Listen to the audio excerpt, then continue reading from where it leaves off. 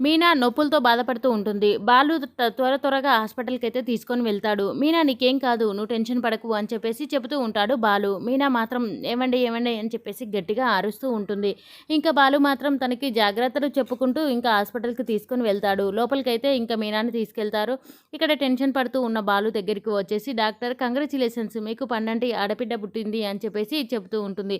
హమ్మయ్య అని చెప్పేసి బాలు ఊపిరి పీల్చుకుంటూ ఉండగానే ఒక్క పాప కాదు అని చెప్పేసి నలుగురు పిల్లలు పుట్టారు నీకు అని చెప్పి చెబుతూ ఉంటారు. ఒకరి తర్వాత ఒకరిని తీసుకొని వచ్చి ఆ సిస్టర్స్ అందరూ అలా నలుగురు పిల్లల్ని ఎత్తుకొని వచ్చి మీకు నలుగురు పిల్లలు పుట్టారు అనగానే ఇంకా బాలు అయితే షాక్ అయిపోయి వామ్మో నలుగురు పిల్లలా నేనెలా సాధేది అని చెప్పేసి ఇంకా టెన్షన్ పడుతూ నాకు వద్దు వద్దు అని చెప్పేసి అరుస్తూ ఉంటాడు.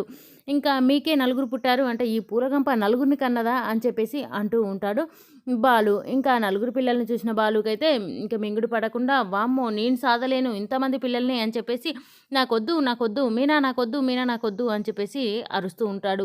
ఇదంతా కలగంటూ ఉంటాడు బాలు. ఇంకా అలా కలగంటున్న బాలు అరుస్తూ అరుపులు విన్న మీనా టకటక వచ్చేస్తూ ఉంటుంది. మీనాతో పాటు వాళ్ళ మామగారు కూడా వచ్చేస్తారు.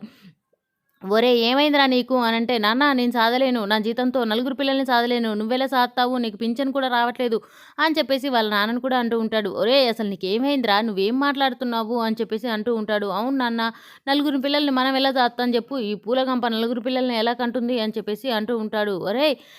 మావయ్య నేను చూసుకుంటానులే మీరెళ్ళండి అని చెప్పేసి మీనా అంటూ ఉంటుంది. అసలు ఏమైందమ్మా వీడికి? అని చెప్పేసి అనగానే, ఏవండి ఏవండి అని చెప్పేసి గట్టిగా లేపుతూ ఉంటుంది మీనా. అప్పుడు లేచి కూర్చున్న బాలు, నాన్న ఇంకా నలుగురు పిల్లల్ని కన్నది ఈ పూలకంప అని చెప్పేసి చెబుతూ ఉంటాడు. అదేంట్రా నువ్వు ఇక్కడే ఉన్నావు కదరా అంటే హాస్పిటల్ ఏది ఇంకా బిల్లు అయితే మోత మోగిపోతుంది నాన్న హాస్పిటల్ బిల్లు అనగానే అదేంట్రా బిల్లు మోత మోగడం ఏంటి అని చెప్పేసి చూస్తూ ఉండిపోతాడు. ఇంకా అలా చూడడం చూసేసి మీనా అయితే ఇక్కడ సిగ్గుపడుతూ ఉంటుంది. మీనాని గమనించిన వాళ్ళ మామగారు ఉండి ఓహో వీళ్ళిద్దరి మధ్య ఏదో జరిగింది కాబట్టే ఇలా ఫీల్ అవుతున్నారా అని చెప్పేసి నువ్వు కనరా నలుగురు పిల్లల్ని కను నేను జాతానులే అని చెప్పేసి వాళ్ళ నాన్న నవ్వుతూ సమాధానం ఇస్తూ ఉంటాడు. ఏంటి నాన్న అనగానే ఏంట్రా నువ్వు ఉన్నది ఇంట్లోనేరా నలుగురు పిల్లల్ని నువ్వు కను మిమ్మల్ని సాదినట్టు నీ పిల్లల్ని కూడా నేను సాదుతానులే అని చెప్పేసి భరోసా ఇస్తూ ఉంటాడు వాళ్ళ నాన్న. ఇంకా అలా ఇవ్వడం చూసేసి మీనా అయితే నవ్వుతూ ఉంటుంది.